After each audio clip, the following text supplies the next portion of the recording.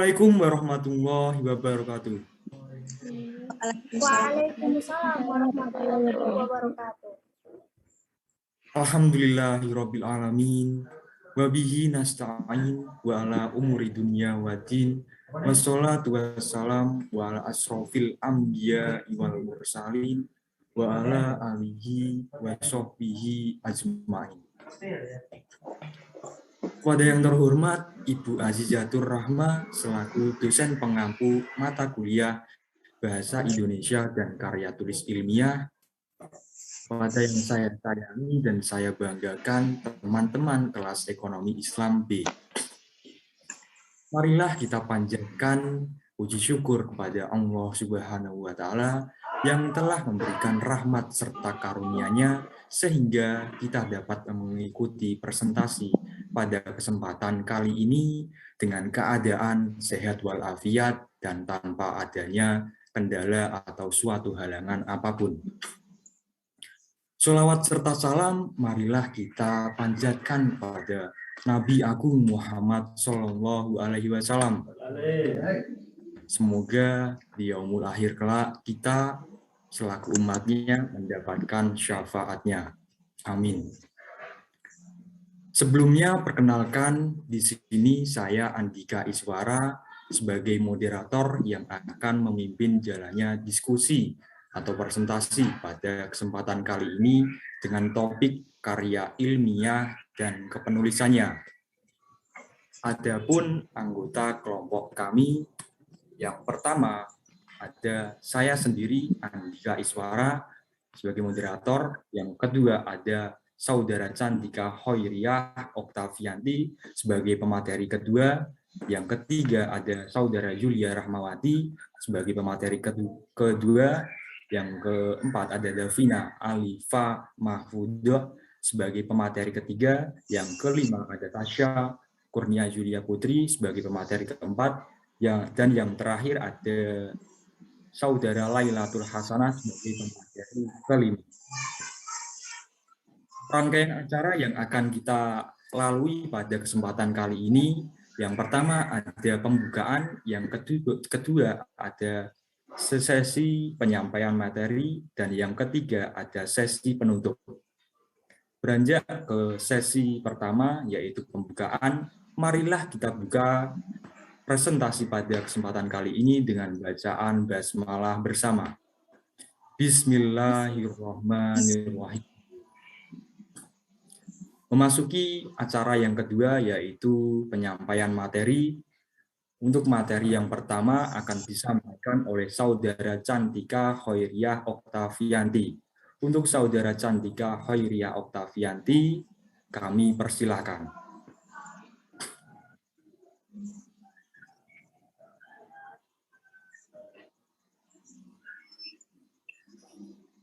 Baik, terima kasih kepada Saudara Andika. Di sini saya akan menyampaikan materi pertama yaitu pengertian karya ilmiah. Apa sih yang dimaksud karya ilmiah? Jadi karya ilmiah adalah karya tulis yang menyajikan gagasan, deskripsi, atau pemecahan masalah secara sistematis, disajikan secara objektif dan jujur, dengan menggunakan bahasa baku serta didukung oleh teori, fakta, dan atau bukti-bukti empirik. Maksud dari bukti-bukti empirik adalah bukti yang berdasarkan fakta dan dapat dipertanggungjawabkan kebenarannya. Atau bisa dikatakan juga karya ilmiah adalah laporan tertulis yang memaparkan hasil penelitian yang telah dilakukan oleh seseorang atau sebuah tim dengan memenuhi kaidah dan etika keilmuan yang ditaati dan dibutuhkan oleh masyarakat keilmuan. Dengan memenuhi kaidah dan etika keilmuan yang ditaati dan dibutuhkan oleh masyarakat keilmuan, di sini maksudnya adalah hal-hal yang harus diperhatikan dalam penulisan karya ilmiah. Misalnya, jika penulisan karya ilmiah menggunakan bahasa Indonesia, maka harus memenuhi tata bahasa baku bahasa Indonesia dan harus sesuai dengan ejaan yang disempurnakan. Dan sumber juga harus jelas dan ditulis berdasarkan sumber yang dijadikan pedoman dalam penulisan karya ilmiah tersebut. Yang kedua yaitu ciri-ciri karya ilmiah. Yang pertama yaitu objektif. Maksud dari objektif adalah data yang disajikan berdasarkan fakta, tidak mengada-ngada dan bukan berdasarkan asumsi-asumsi. Yang kedua, netral, yaitu dalam penulisan karya ilmiah tidak boleh dalam penulisan karya ilmiah setiap pernyataan atau penilaian yang bebas dari pribadi ataupun kelompok. Terima kasih. Saya kembalikan ke moderator. Baik, terima kasih Saudara Cantika Khairia Oktavianti yang telah menyampaikan materi yang pertama. Untuk materi yang selanjutnya akan disampaikan oleh Saudara Zulia Rahmawati. Untuk Saudara Zulia Rahmawati, kami persilahkan. Baik, terima kasih kepada moderator. Selanjutnya saya akan melanjutkan ciri-ciri karya ilmiah. Yang ketiga yaitu sistematis. Uraian dalam karya ilmiah dikatakan sistematis jika mengikuti pola-pola pengembangan yang sudah disepakati. Selanjutnya yang keempat yaitu logis. Kelogisan sebuah karya ilmiah dapat diterima oleh akal pikiran dan bukan imajinatif. Selanjutnya yang kelima yaitu faktual, artinya menyajikan fakta, bukan emosi atau perasaan. Yang keenam yaitu pleonatis, artinya tidak menggunakan kata yang bertele-tele, cukup singkat, padat, dan jelas. Dan yang terakhir yaitu bahasa formal atau baku. Artinya bahasa yang digunakan dalam karya ilmiah harus sesuai dengan bahasa Indonesia yang baku dan kaidah kebahasaan yang telah diatur dalam Bu Epi. Baik, selanjutnya saya serahkan kepada moderator. Baik, terima kasih Saudara Julia Rahmawati. Untuk materi yang selanjutnya akan disampaikan oleh Saudara Davina Alifatul Mahfudo. Untuk Saudara Davina Alifatul Mahfudo, kami persilahkan. Terima kasih atas waktunya. Di sini saya akan mempresentasikan tentang macam-macam karya ilmiah. Macam-macam karya ilmiah ada dua, yaitu karya ilmiah akademik dan karya ilmiah populer. Yang pertama, karya ilmiah akademik merupakan wacana konteks disiplin ilmu dalam kemasan yang sesuai dengan nuansa ilmiah. Adapun komponen-komponen penting dalam karya ilmiah akademik sebagai berikut. 1. Fakta-fakta disajikan secara cermat, jujur, netral, dan sistematis. 2.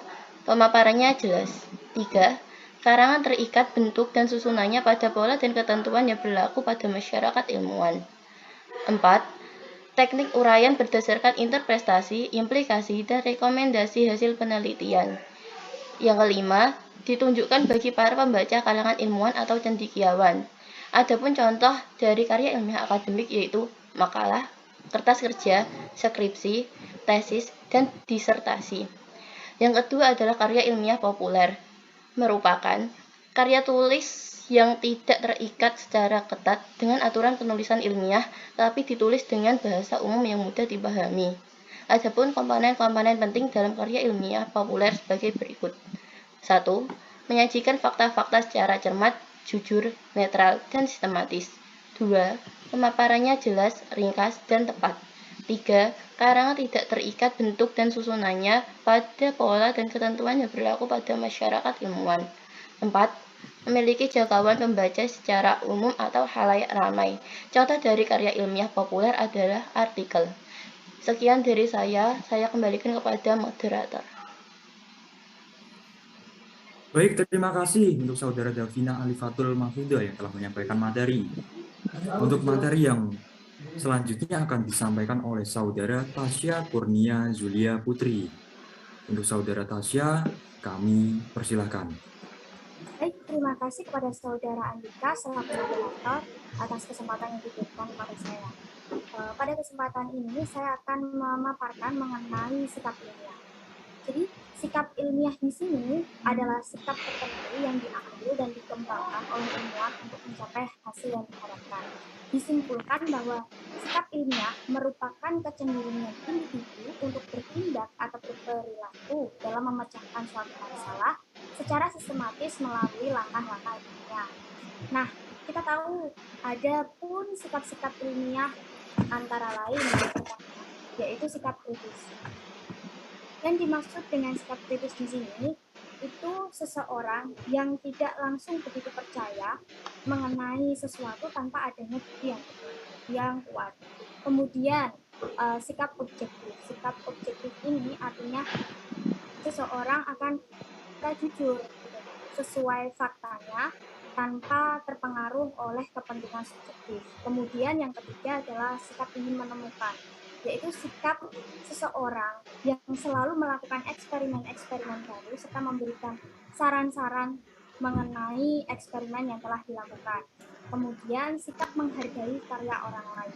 Sikap ini artinya tidak menganggap bahwa karya orang lain itu sebagai karya miliknya dan dapat menerima sebuah karya orang lain yang telah ditemukan sebelumnya. Kemudian sikap tekun artinya ini tidak bosan dalam melakukan eksperimen-eksperimen. Apabila dalam eksperimen tersebut terjadi kegagalan, seseorang tersebut ini akan terus melakukan dan terus melakukan seperti itu. Kemudian sikap terbuka, ya. Sikap terbuka di sini artinya dapat menerima perbedaan argumen walaupun perbedaan itu tidak sama dengan pendapat yang disampaikan, seperti itu. Kemudian lanjut ke penulisan karya ilmiah. Nah, adapun sistematika penulisan karya ilmiah sebagai berikut. Yang pertama ada judul, kemudian abstrak, kata pengantar, daftar isi, daftar lampiran, daftar tabel, transliterasi. Kemudian di bab 1 pendahuluan itu ada beberapa subbab materi. Yang pertama adalah latar belakang masalah, yang kedua ada perumusan masalah, yang ketiga ada tujuan dan manfaat penulisan. Kemudian di bab 2 kajian teoritis dan metodologi penulisan, ada subbab yang pertama yaitu landasan teoritis, kemudian subbab kedua ada telaah pustaka, kerangka berpikir, metodologi penulisan. Kemudian di bab 3 yaitu pembahasan, adapun subbabnya sebagai berikut, ada deskripsi kasus, analisis kasus. Kemudian di bab 4 kesimpulan, subbabnya ada deskripsi kasus dan analisis kasus. Kemudian di bab 5 isinya itu kesimpulan dan saran. Kemudian ada daftar pustaka serta lampiran-lampiran. Baik, saya kembalikan kepada moderator.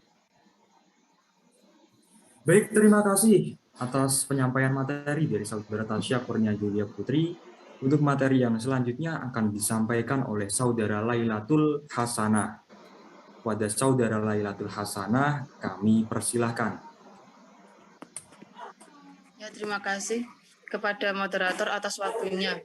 Sekarang di sini saya akan menjelaskan sistematika. Sistematika tersebut dapat dijelaskan sebagai berikut. 1. Latar belakang masalah. Bagian ini memuat fakta-fakta atau sebab-sebab yang relevan. Yang kedua, perumusan masalah. Bagian ini berisikan pertanyaan-pertanyaan terkait apa yang ingin dicari jawabannya. Yang ketiga, tujuan dan manfaat. Adapun tujuan penulisan yaitu menyebutkan secara spesifik maksud yang ingin dicapai dalam penulisan. Yang kedua, manfaat penulisan. Kontribusi hasil penulisan bagi pengembangan ilmu pengetahuan dan teknologi. Keempat, landasan teoritis. Bagian ini berisikan pemaparan beberapa teori ilmiah dan temuan-temuan lain yang dianggap perlu dan relevan dengan pokok masalah. Yang kelima, telaah pustaka. Bagian yang berisi ringkasan komprehensif dari penelitian sebelumnya tentang suatu topik. Keenam, kerangka berpikir. Bagian yang berisi argumentasi penulis yang didasari pada teori-teori ilmiah yang telah dikemukakan di awal. Selanjutnya, ketujuh, metodologi penulisan.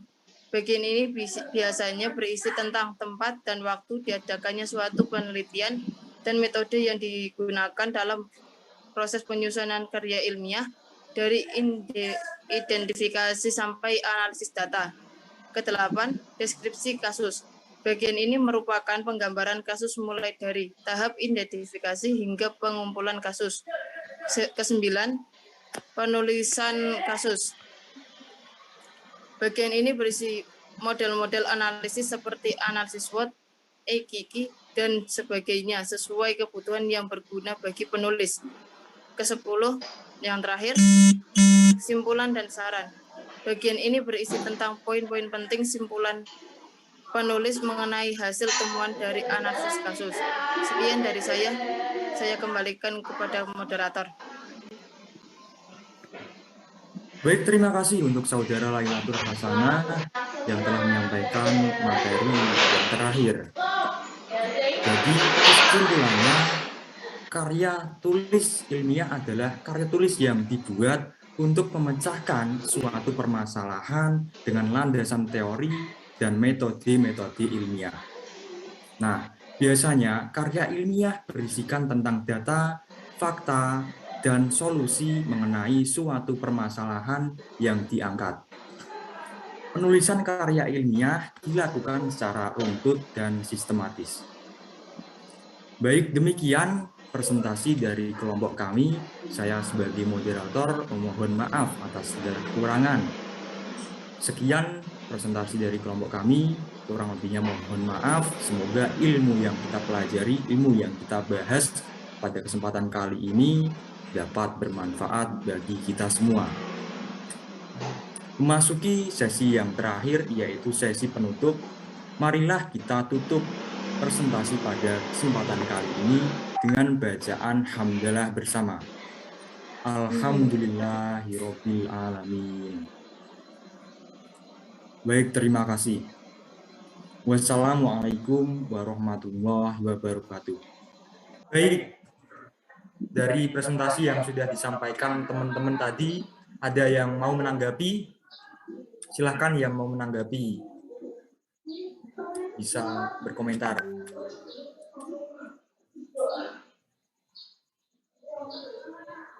Oke, atau aku dulu? Moderator dulu. Persilahkan kepada Saudara Andika. Untuk komentar, yang pertama mungkin saya akan mengomentari tentang sistematika yang dijelaskan oleh Mbak Sanah ya. Nah, mungkin pada saat Mbak Sanah menjelaskan latar belakang masalah, bagian ini membuat fakta-fakta atau sebab yang relevan. Nah, ini mungkin bisa lebih rinci lagi, Mbak, di cara menjelaskannya. Nanti dikasih contohnya sekalian kalau perlu gitu. Dan lain-lain gitu. Latar belakang, perumusan masalah. Jadi nggak hanya terpatok dengan di PPT gitu loh. Oke, siap. Bisa.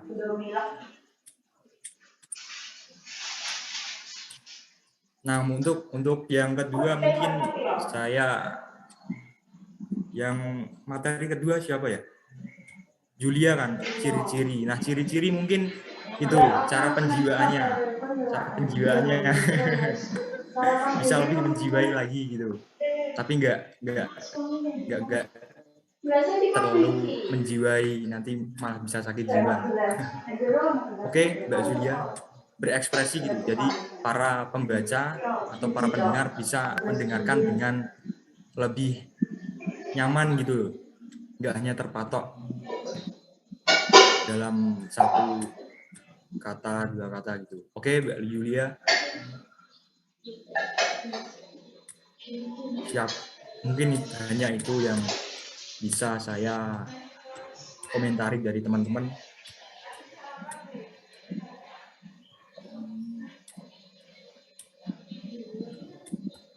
Oke, mungkin ada tambahan komentar lain dari teman-teman yang mau mengomentari. Silahkan, dipersilahkan.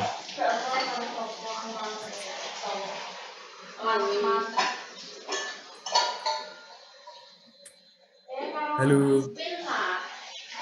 Ya, saya ingin menambahkan komentar dari Saudara Andika. Ini sebenarnya bukan komentar, tetapi ini lebih tepatnya kayak sebuah penghargaan.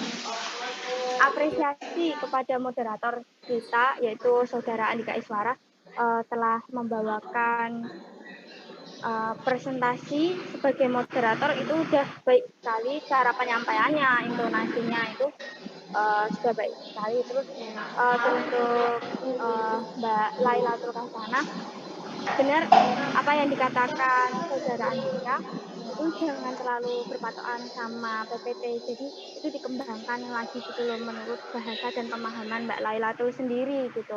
Kemudian untuk Mbak Yulia Rahmanati itu kemarin waktu penyampaian materi itu intonasinya itu kurang, maksudnya kurang itu agak cepat gitu loh, cepat banget gitu, jadi mungkin kurang diperlambat sedikit seperti itu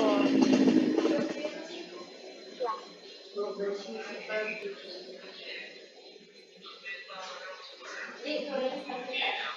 Baik, terima kasih Mbak Tasya. Monggo yang mau menambahkan lagi, kan mungkin Mbak Julia.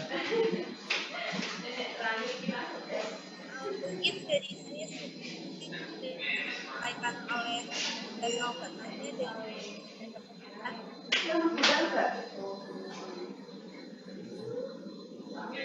Oke, yang lain ada yang ingin menambahkan?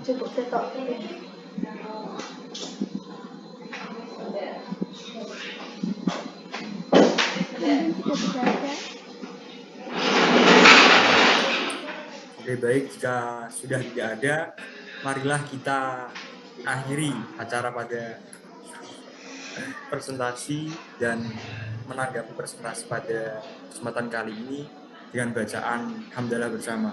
Alhamdulillah.